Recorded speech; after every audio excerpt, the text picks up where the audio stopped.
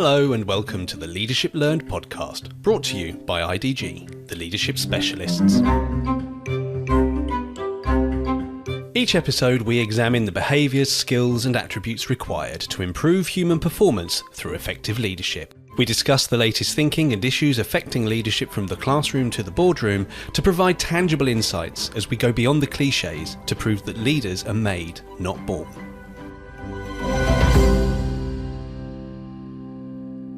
This is the second part of our chat with record-breaking mountaineer Jake Meyer, talking about his most recent expedition and the leadership, business and personal lessons that can be learned from it. If you haven't already listened to part one, then you really should go back and listen to that first. Not just because we're talking about the expedition chronologically, but also because there are some really good insights into team dynamics, motivation, organisational culture and much more. So, to recap where we left off, Jake had set out to try and climb the third, first and fourth highest mountains in the world, one after the other. Starting with Mount Kangchenjunga, Jake and his team had gone through their acclimatisation, both in terms of getting used to the altitude and each other.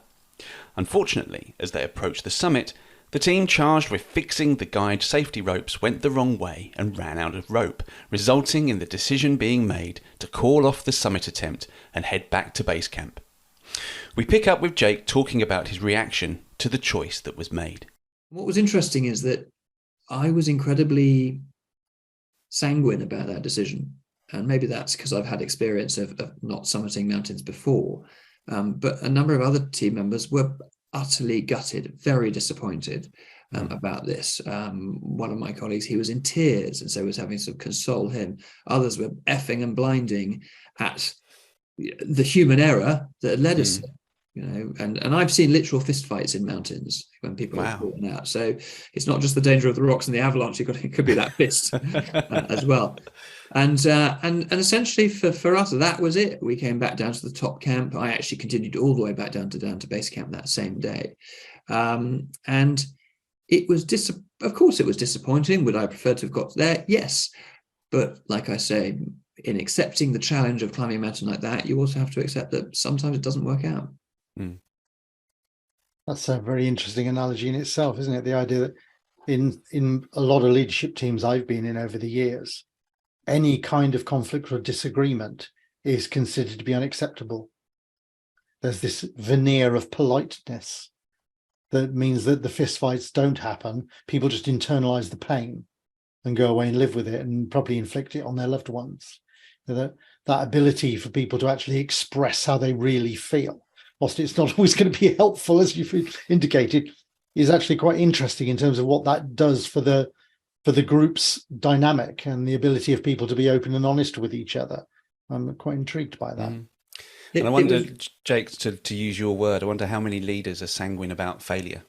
Yeah, I mean, I think ultimately it depends what the cost of failure is, isn't it? Now, of course, in the mountains, because you're almost comparing, the two ends of the spectrum are dying and not dying.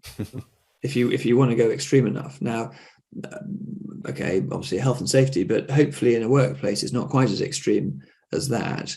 But we do recognise that people stake their careers and their career progression on decisions, on targets, on KPIs, etc. There are expectations over what you should or must achieve, and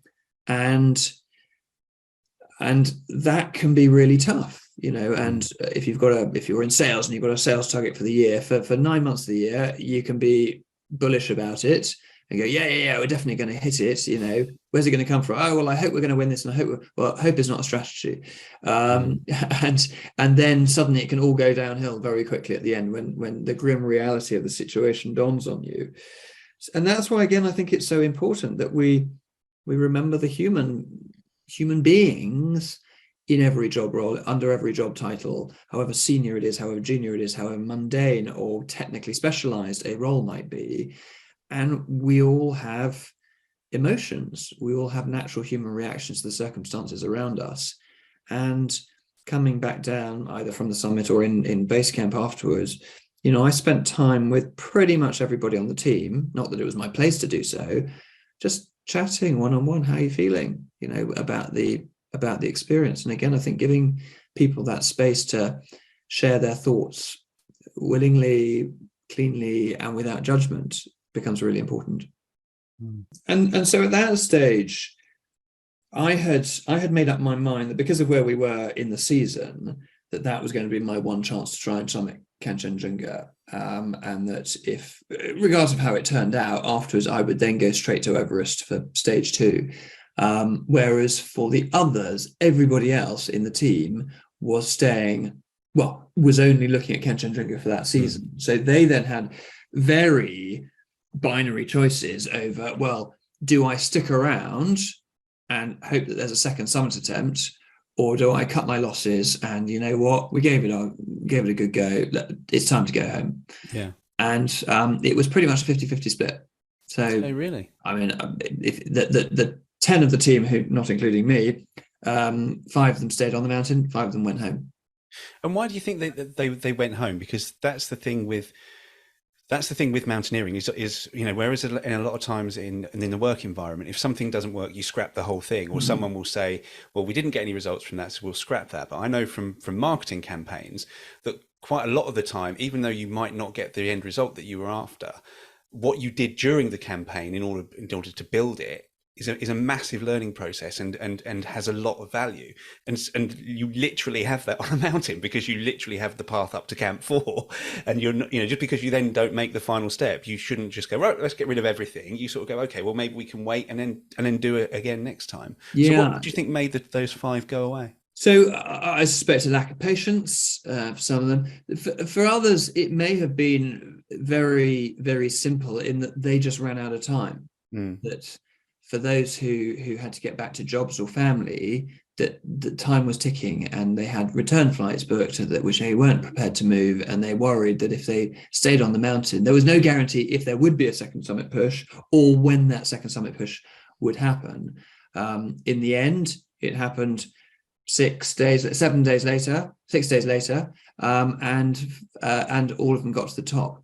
Now, extremely tragically, one of them didn't come back down from that summit push. But that sense that, you know, for anybody who had stuck around, that the summit was there for the taking, because they learned from that experience. They were able to take the new route, the fixing team. They had enough rope, and everyone was prepared for it. They were able to use the previous experience as that jumping off point, that launch pad, with the pros and cons and the mistakes and everything they learned. And I know you are a very positive person, and generally you always look on the bright side of things, and it's a really annoying trait in a work colleague, but such so that when I'm not giving any games away here, but when you told me that you got a touch of frost nip on your fingers, I just assumed you'd lost your entire hand, knowing how positive you generally are. But how did you at any point think, well, if I don't get Kangchenjunga, I haven't done what I set out to do, so I may as well just quit the whole thing? It was really interesting, because before the expedition, before I left on it, I had positioned Kangchenjunga as the main effort, which in a purest military term, the main effort is the element of the task or the mission which you absolutely must achieve. You must do that. If all else fails, you will achieve X. Okay. Anything else becomes tangential to it. And I did contemplate, well, I've called it the main effort. Does that mean I should remain committed to it and throw away the opportunity to go to Everest, or not? Now, in the end, actually, it purely came down to the simplicity of weighing up the opportunity cost of both elements. That the permit for Everest was nearly 3 times the cost of, the Everest element of the expedition was nearly 3 times the cost of the Kangchenjunga bit of it. Even though in the end I spent 4 days on Everest and 40 days on Kangchenjunga. So incredibly expensive. So then it became a value and investment piece, that I could stick around and see out Kangchenjunga, hopefully, but I'm then knowingly sacrificing a very significant investment I've made in the Everest opportunity. And I couldn't do that. I couldn't do that sort of with in good conscience. especially because it was sponsorship money and it was other people's money. I felt I've got to give it a good go, and on we go. Stage 2. There's some really interesting lessons here, aren't there, about how wedded somebody is to a target outcome or number. Because when I was reading the stuff you're sending back about getting within a couple of 100 meters of the summit on Kangchenjunga, to me that sounds like a pretty much of a win. If somebody said to me, I want you to bring in £10 million this month, and I brought in 9,750,000, I think I'd done pretty well. Yeah, but in a lot of organizations, the number is sacrosanct. Yeah, you've either hit it or you haven't. And that binary kind of thinking, I think, causes us a lot of trouble. When you think of all the things you learned and how you use that, and how you might use that in future things, you probably used it on Everest. Those things are going to come back and become useful again. I'm not sure we always have value very clear in our minds. Yeah, and I think also about the value of what you place on the different elements. Again, in climbing, it makes it seem as though it's summit or bust. And that actually the only reason you might go on one of these expeditions is for that half an hour you stand with the world at your feet. When I still love the journey. And so the most important thing is you come back safe. That is the only ultimate arbiter of success or otherwise. But I could feel proud about our achievements, and also pleased about the 6 weeks I had on the mountain, which mostly I'd enjoyed. Certainly the experience I'd really enjoyed. I'd learned a lot about myself. It was fascinating to be in that part of the country, that part of the world. It was an amazing experience. It was a shame not to summit, but that was the cherry on the cake rather than the entire cake. Yes, absolutely. And it is interesting, isn't it, that consideration of those things, that when we become too binary about success and failure, we rob ourselves of the joy from the journey and the experience and the learning. Because if the purpose, as Edmund Hillary says, is not to conquer the mountain but to conquer yourselves, you probably learn more about you from not making the summit than you would have done from easily doing it. Always. What do they say? Experience is a hard teacher because it gives the test first and the lesson afterwards. But that is where the true value comes from. And again, if every time we did it worked, we wouldn't be stretching ourselves. And actually, when you're not achieving something, you recognize that you are at the limit of your capability. Or at least the intersection between capability and luck and circumstance. And that's really exciting, because that's where development comes from. As we all know, it's where evolution comes from. The improvement does not come from people sitting in their comfort zone. Absolutely not. That's why we have WD-40 and not WD-33.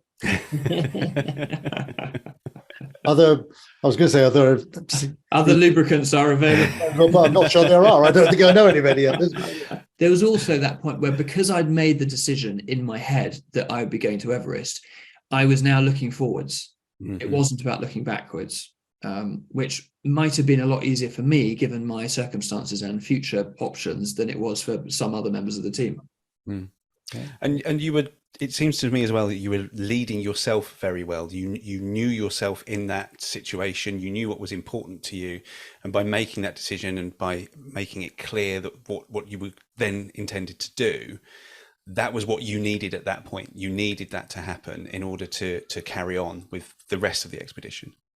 Yes, because I think that when things are going well, you tend to live in the moment. When things are going badly, it's very easy to focus on what hasn't worked. So having something exciting to look forward to, what's next on the horizon, that you are echeloning through into the next challenge, the next piece of the puzzle, the next day of your life, frankly, that becomes the focal point for your attention, your energy, your emotions, rather than if I had thought, oh, I'm just going home. Of course, going home is amazing, but and again, going home safely is the ultimate arbiter of success.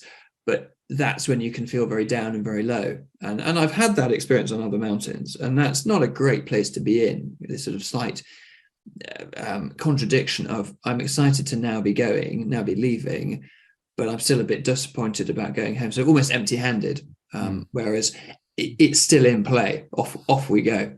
Yeah. So off you went to Everest. Off we went to Everest.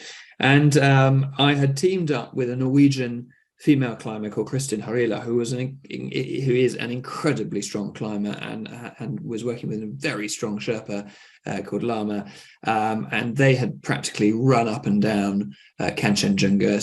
So I bolted myself on to her, and we got on incredibly well. Within the space of 24 hours, we'd gone from "Hello, how do you do?" to "Shall we climb Everest together?" which was amazing. But talk about sort of speed of first date. Yeah.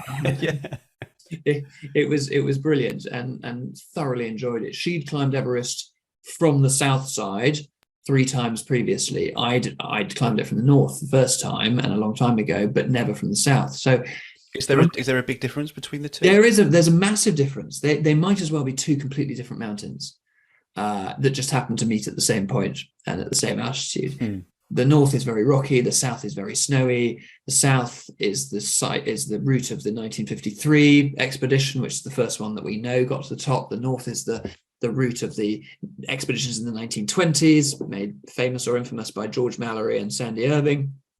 Yes, as I say, two different mountains that happen to converge at the same point.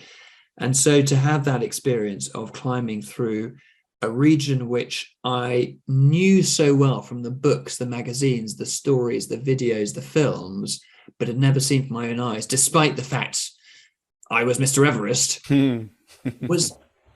was humbling. I use that word again. It was wonderful. And I think I went up there like a 5-year-old going for their first journey to London and going on a train and a bus and a tube and it's just being slack-jawed at the incredible environment around me, but also feeling very privileged to be climbing alongside Kristin and Lama and my Sherpa Fursang was magic. And as we arrived in base camp, we were looking at the weather forecast and think, crikey, we haven't got much of the season left. There's a good day coming up very shortly. If we're going to go, we've got to go right now. So we set off at about 8 o'clock at night, which is quite traditional for trying to summit Everest, with the idea that you're looking to summit as early in the morning as possible. Ideally, what teams do is they have a pretty good target time that's going to take them to get up the mountain, and then they will manage their departure time accordingly. So if you think you're going to be really quick, you might leave a little bit later, because actually there's no point summiting at 2 o'clock in the morning because you can't see anything.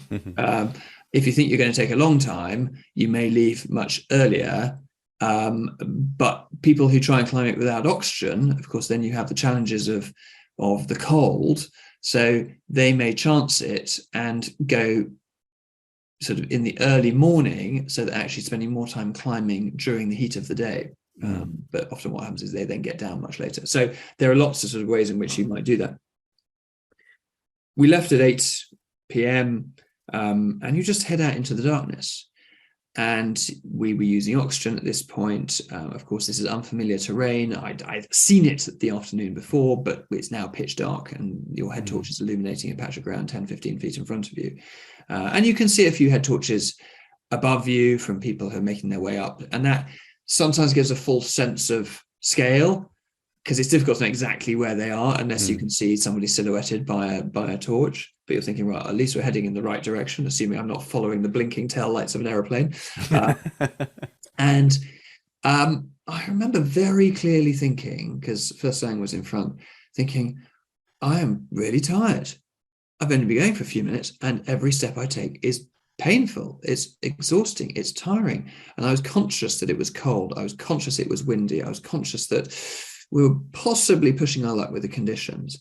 And that was exacerbated by the fact that when after an hour or so, we started passing people who were coming down, saying it's too cold, it's too windy, or we're not feeling well enough. And you're thinking, What do they know that we don't? And going through my mind, legitimately, was thinking, do we call it? Do we say let's head back down, because I'm tired and it's only going to get worse the further I go, and go back down to the high camp and maybe try again tomorrow. And I had to sort of counter that with almost my mantra of this too shall pass, that every step you take gets you a step closer to the top.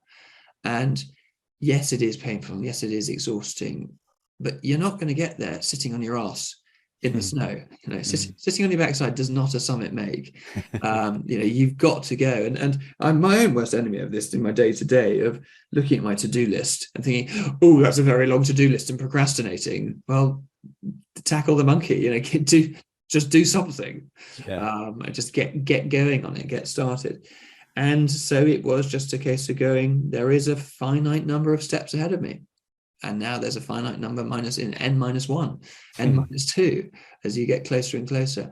And there were periods where we got stuck behind a couple of other climbers. And in some ways that was frustrating. In other ways it was quite relieving, because then the pace really slowed down and it became more comfortable.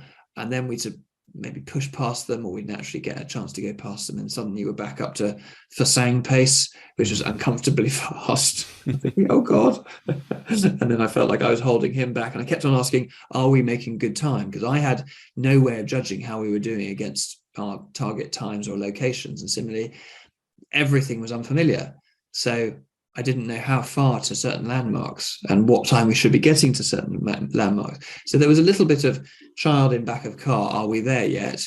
Are we at the balcony? Are we at the south summit? When? How long until we get there? And him sort of having to go, I think 2 hours, and then me saying, right, well, we'll get there by this time. And then when that time came and passed, thinking, well, we should be here.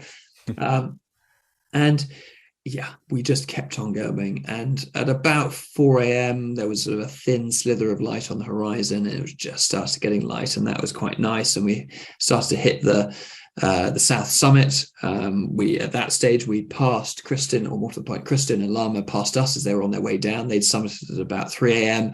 Or 3:30. And because they'd made such good time, but they'd summited completely in the dark, so their summit photo is just them sort of lit with their torches, with no view, and we kept going. And I think when we got to the south summit, that was the point at which I thought, this is it. I think we've made it. There's always a point on a summit push when you're thinking the end is in sight.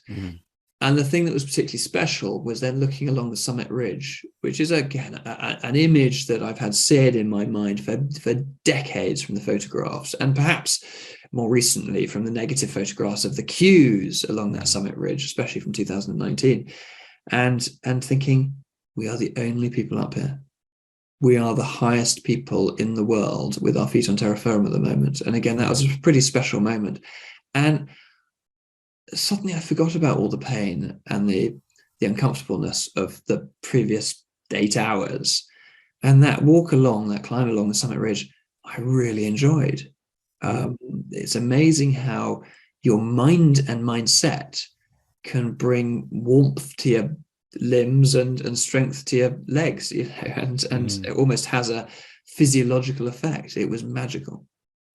Absolutely. I mean, I'm doing my neuroscientist bit on this, but that everything we experience pretty much is what we tell ourselves we're experiencing in our heads. There's only pain if you told your brain that there's pain. Now, if you haven't told it that, then it's not there. Okay, there's limits to anybody's endurance, etc. But direction of travel is so important. If you feel like you're making progress, it doesn't actually matter where you're starting from or how far you're going. Whereas if you have this weird expectation you've got to get to here by then everything is just disappointment. It takes a lot, I think, to manage yourself in those situations, and it's so important to have that sense of progression. The next step, the next step, the next step.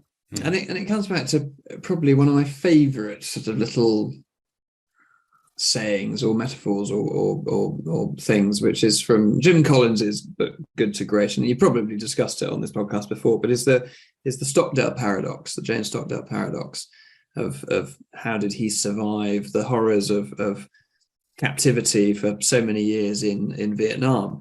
And he referred to it as retain faith that you will prevail despite the circumstances, whilst at the same time confronting the brutal facts of your reality.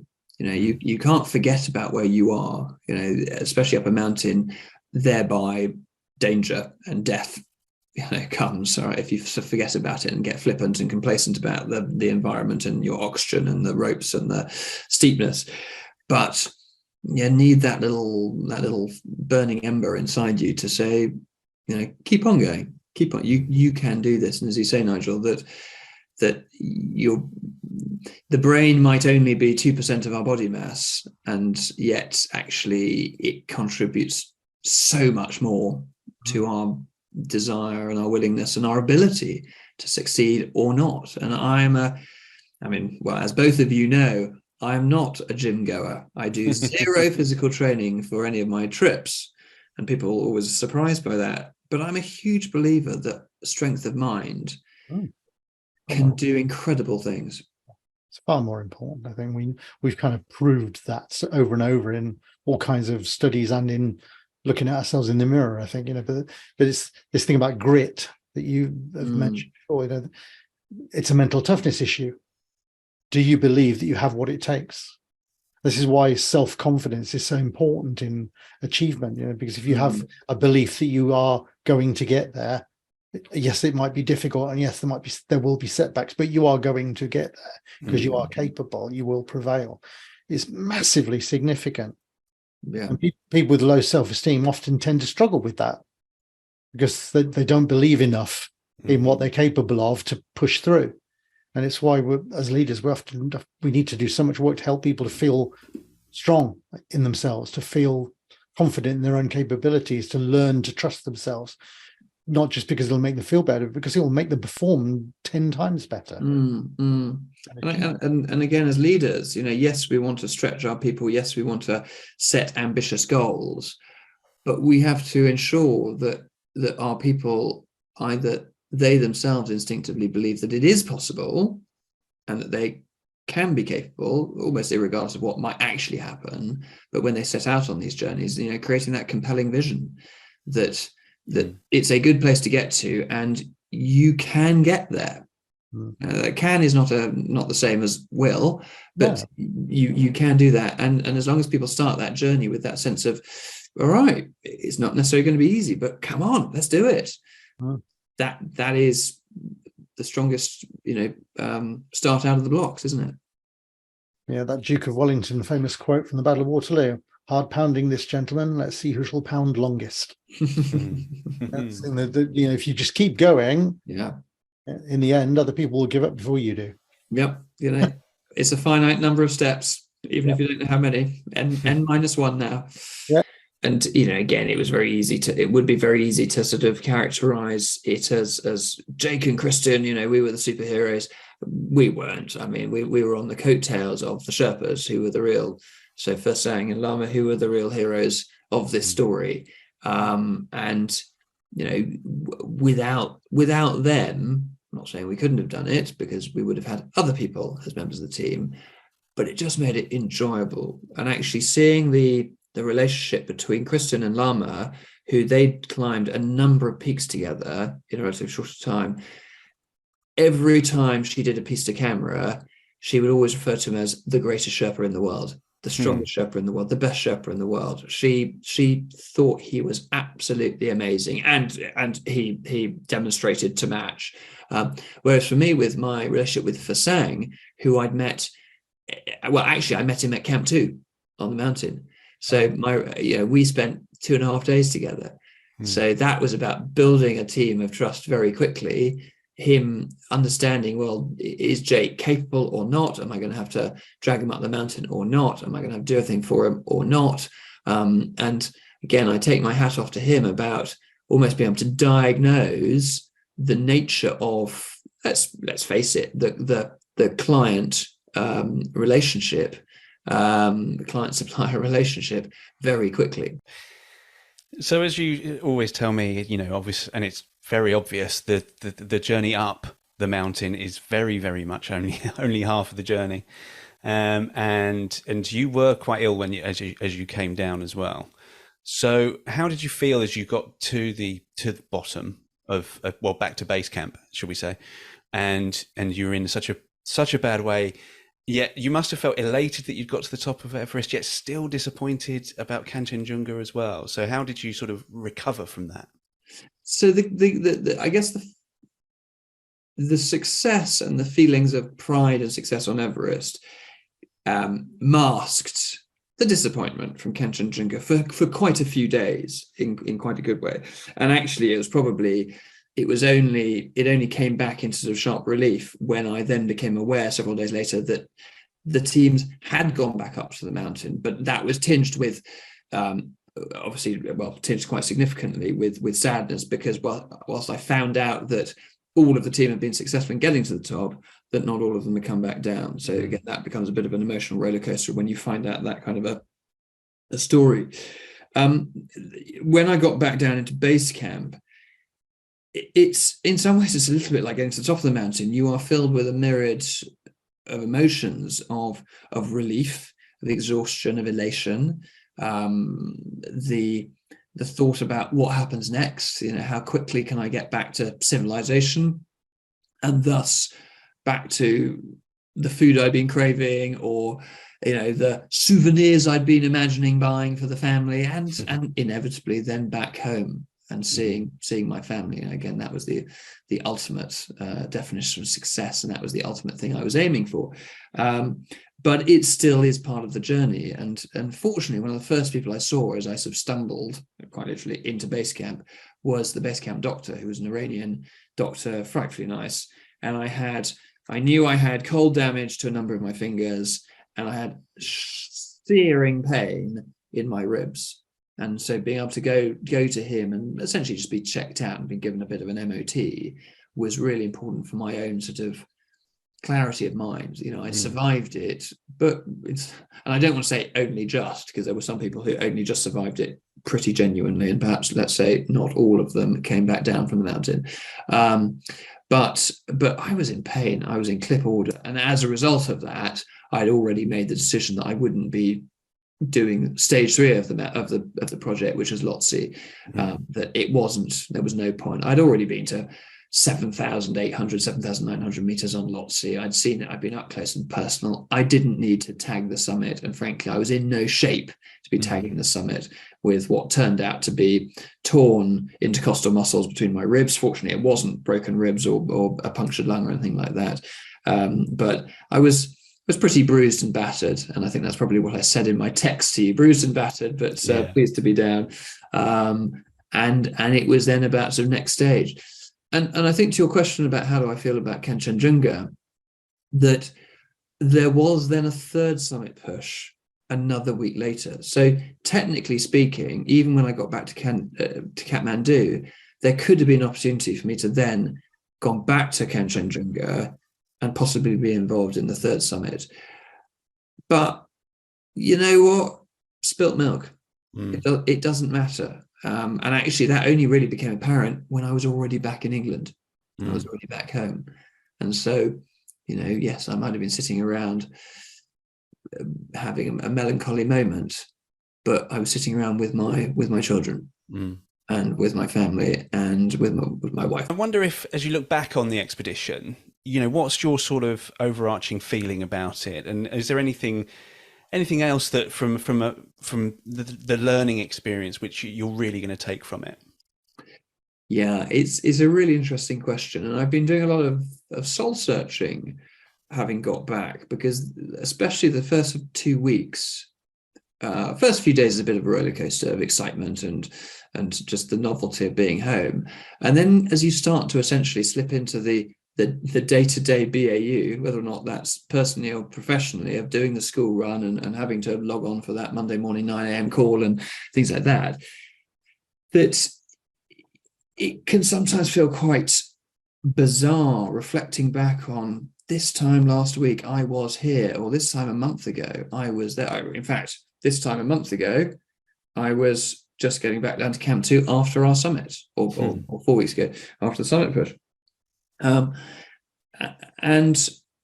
I think in reflection, I'm extremely proud and extremely proud of what I did. I'm extremely honored to have been part of the teams and to have worked with the people I worked with and the people that I met, of course, none of whom I'd ever known before that mountain. And, I honestly hope I will see many of them again in the mountains or wherever, and look forward to doing that.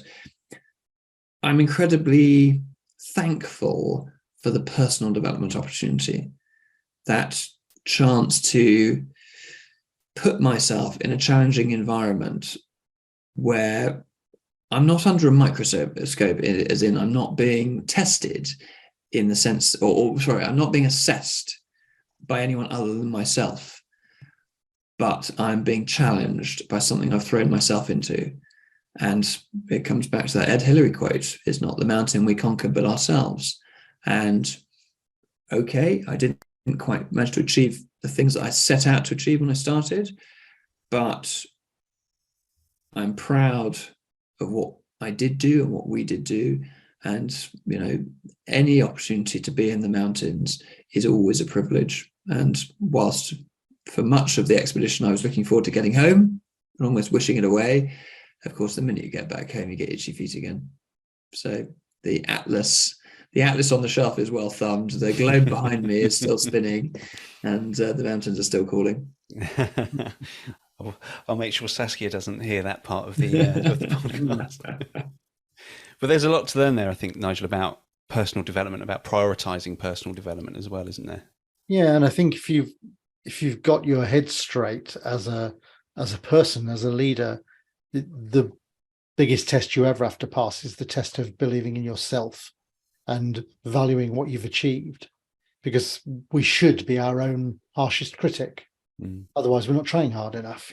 We should be facing up to the challenge of conquering ourselves, not the mountain just a mountain. You're there every day. You wake up with you go to bed with you. And the mountain is just a place you visit. The real battle is always in our heads. So I think the biggest thing any of us can ever learn is to trust ourselves and to believe in ourselves. That would be it for me. Well, I think that's a great point at which to leave it. Thanks a lot for your time today, Jake, for coming in and telling us and sharing all of that with us. And Nigel, as ever, thanks for your contributions, and we'll see you next time. We'd love to hear your thoughts on the topics discussed today. You can find us on LinkedIn by searching Inspirational Development Group, or email us on info@inspirationaldg.com. If you would like to learn more about IDG and the work we do optimising human performance through leadership development, you can find us at inspirationaldevelopment.com. Thanks for listening.